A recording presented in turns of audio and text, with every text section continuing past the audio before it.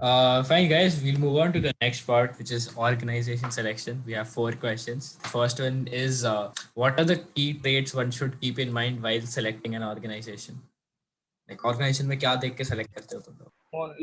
Mainly the technologies they have written as tags Hmm. while organization is on the organization page. This matters mostly. Also, less dependent on the project, more dependent on the technologies they use. Firstly, the part is you should know the language and the tech stack they are using. Matlab, you have to have somewhat idea about that. And then another thing was which I did was I selected orgs which I personally know and used. So it was Also, sometimes it is like that you are familiar with React JS and they are using Angular JS. You can learn Angular JS on the go. yeah. It is also like that. And the org is using Angular JS.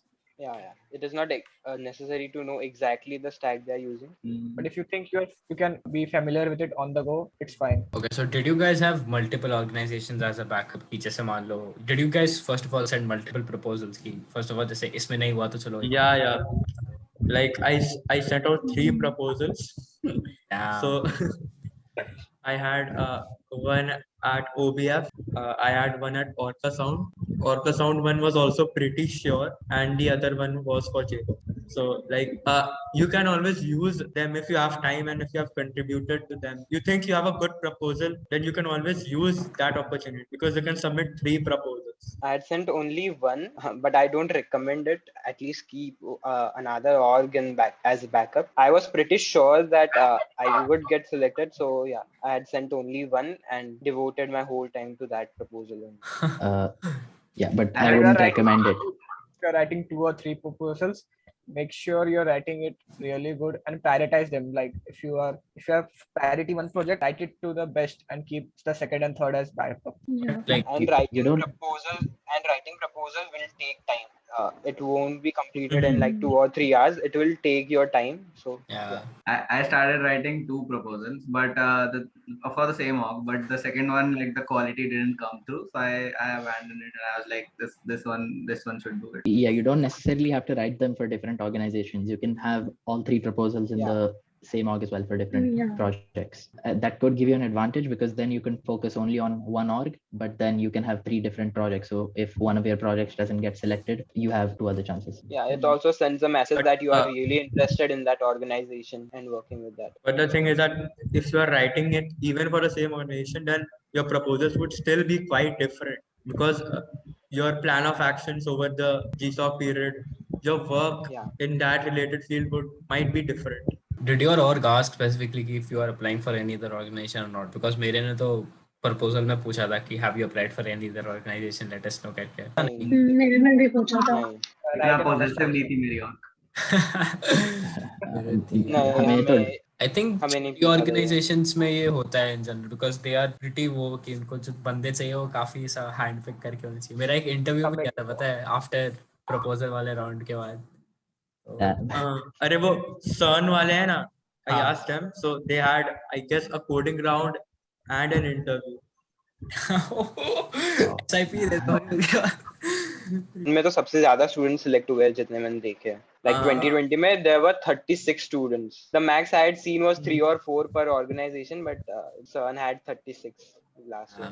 It's usually trend like org has 10 or 11 proposed projects and only 3 or 4 get selected.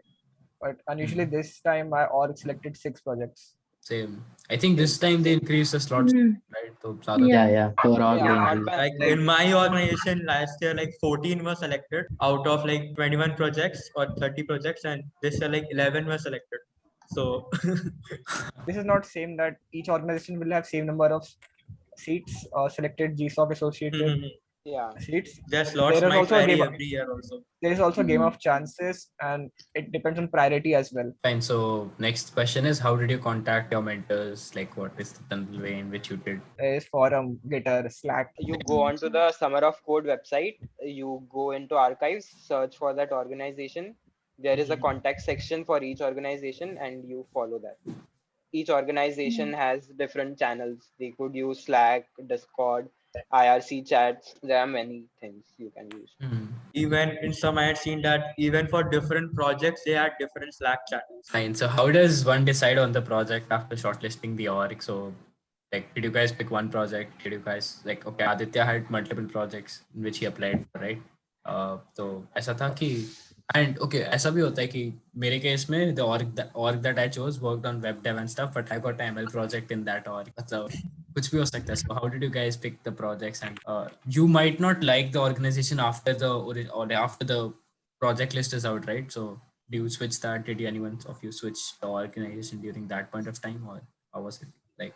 If you're contributing for the past, say 3 or 4 months before the organization is announced, then I think you have a pretty good idea what project they'll give priority to. So if you don't like the project they're prioritizing, then I think you should maybe consider contributing to a different organization. But yeah, as for which project you should give preference to, it's purely like it's subjective. So whichever project you feel like you can do and you're interested in, that you should give priority to that. Like for me, I went through all the projects, then I talked to their mentors, and then I found like, yeah, this is an interesting one and I like to work on it. And then I chose. So each organization releases an idea list, which you can use as a reference to search for your project. And the way is you can also propose your thoughts that you would like to work on a project that is not included in the idea list. That is also fine. But talk to the mentor first about is this project feasible enough, and then write proposal for that.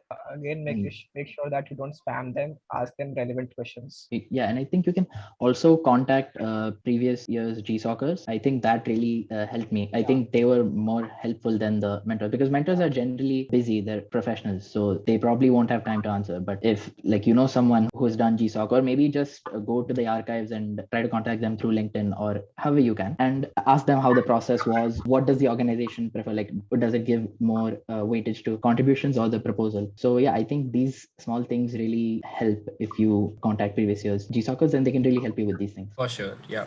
So moving on to the last segment, which is the proposal drafting period.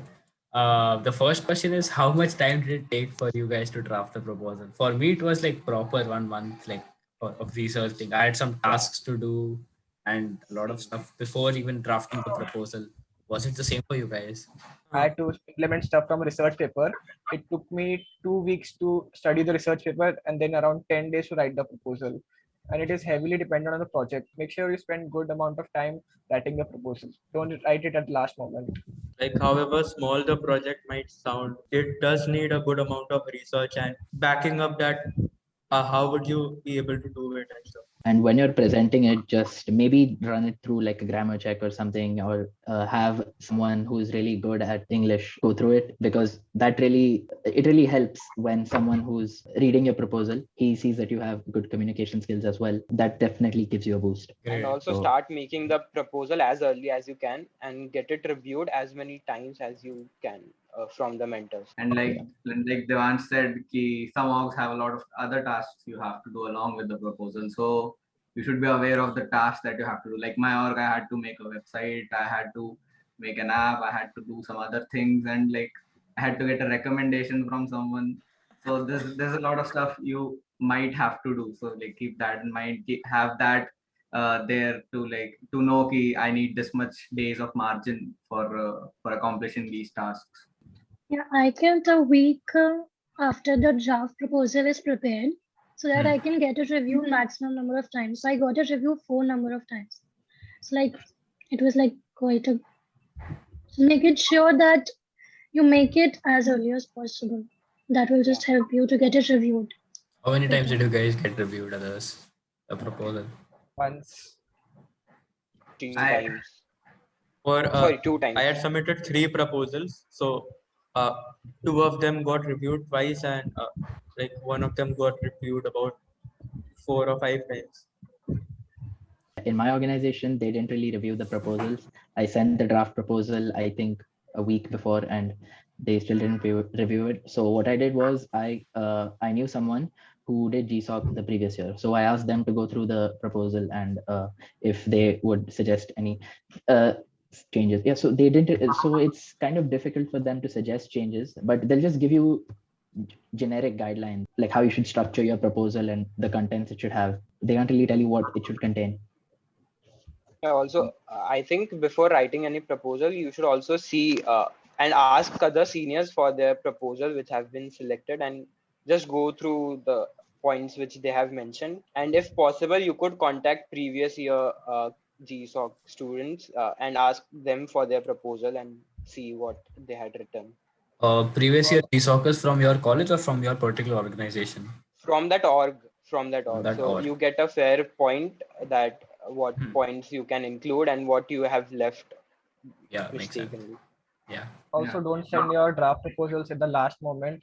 They are professionals and they don't have much time. Also, make sure of that. Yeah, many mentors work with along with their job too, so they don't have it. My org's feedback process started 2 days before the deadline. So I submitted like a week ago. Then they gave me the feedback 2 days before the deadline, and the feedback said ki there is I've looked through the proposal and there is no feedback I can give at this point.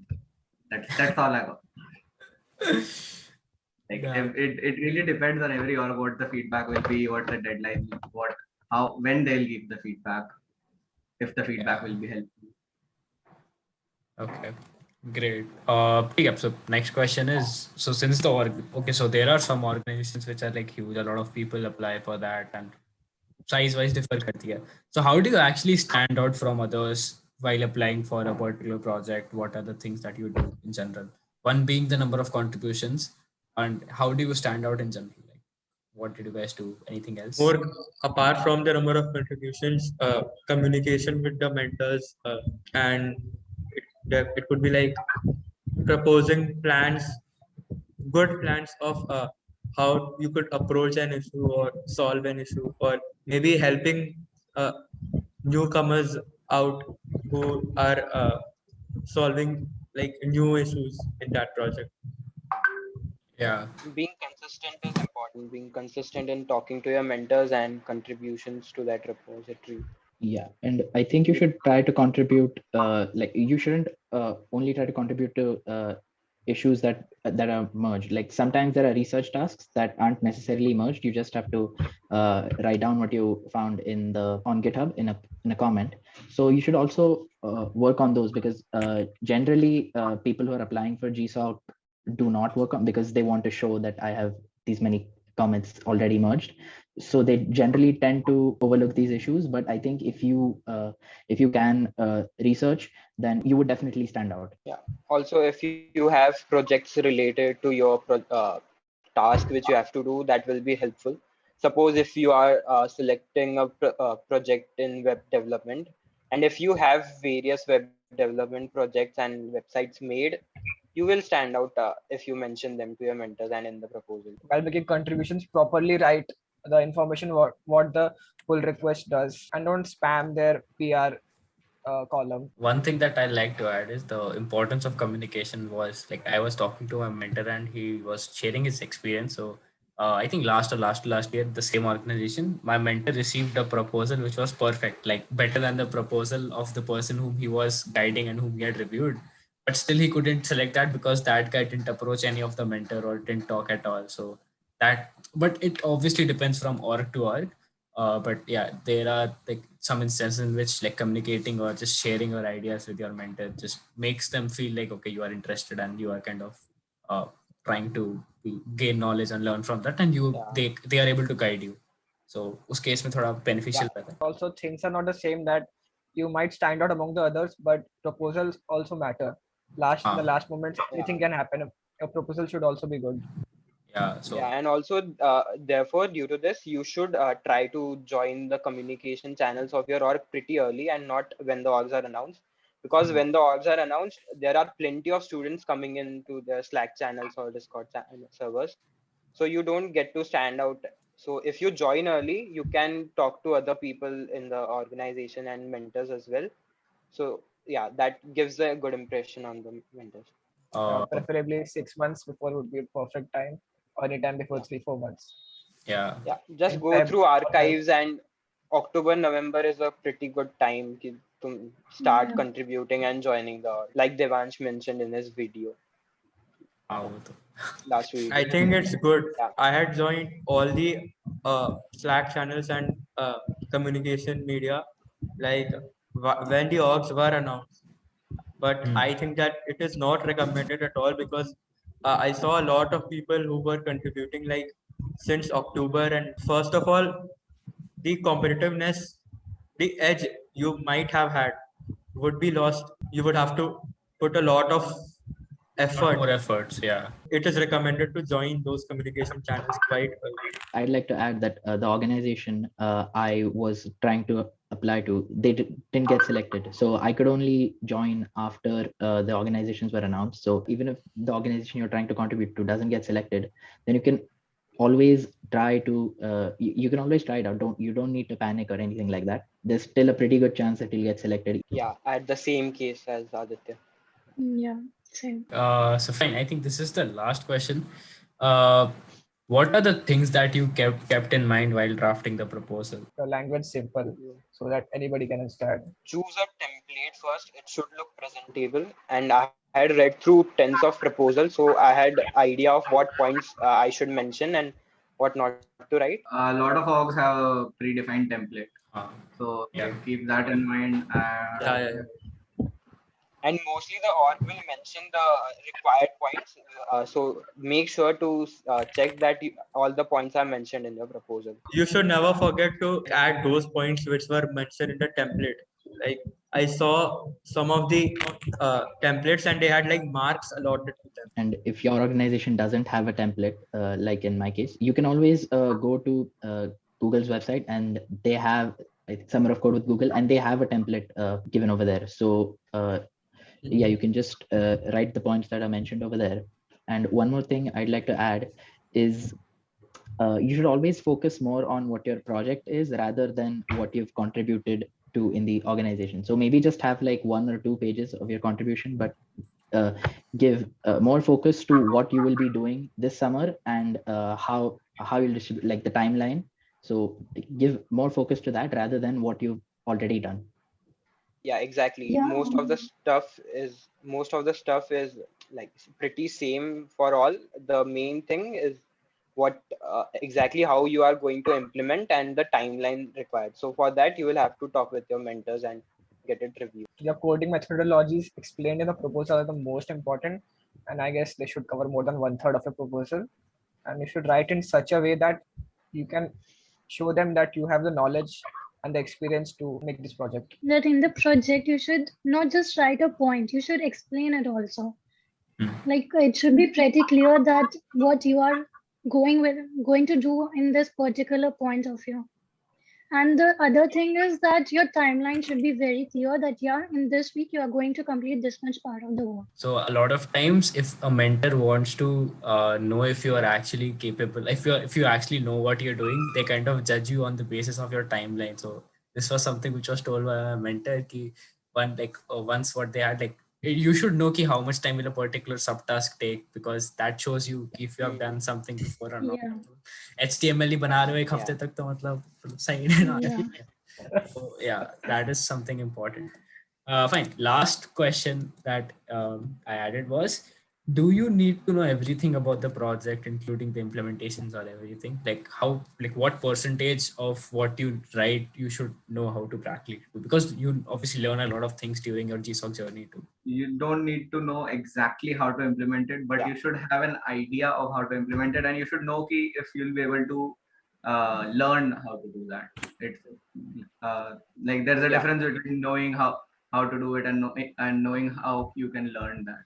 So if you can learn that, then also you should include that part. Yeah, it is really recommended that if you have more than 60-75% of the project, if you have an idea of the project, but if someone knows more than you, he has a better chance over you. And the remaining thing, like remaining 25%, you can, if you believe you can learn on the go, then it's great.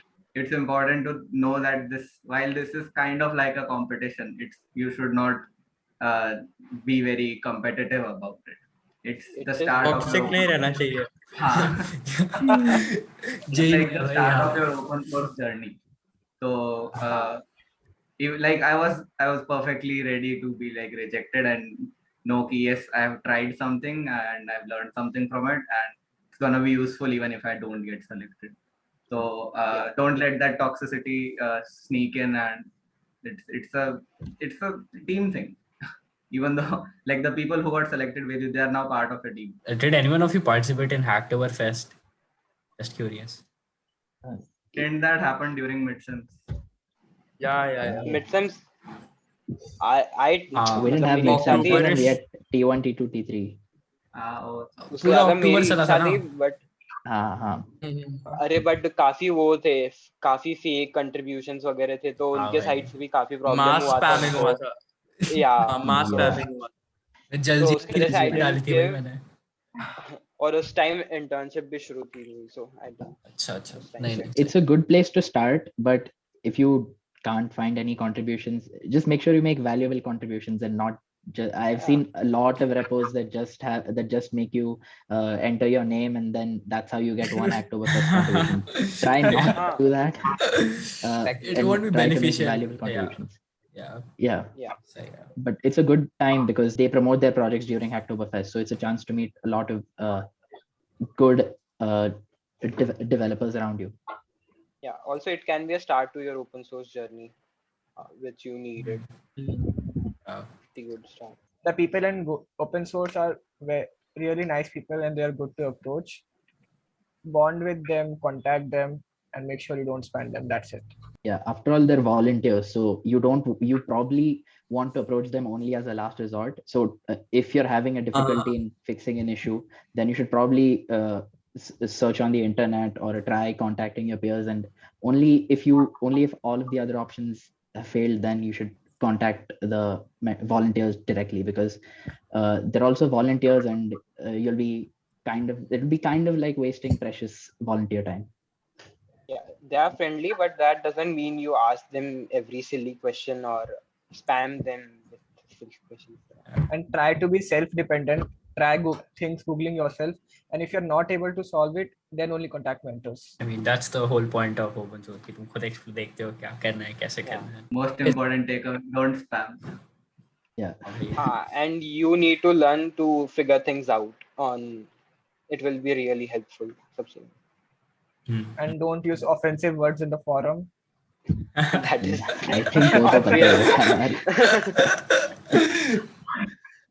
सही है. If you need to be told that, then फिर problem है.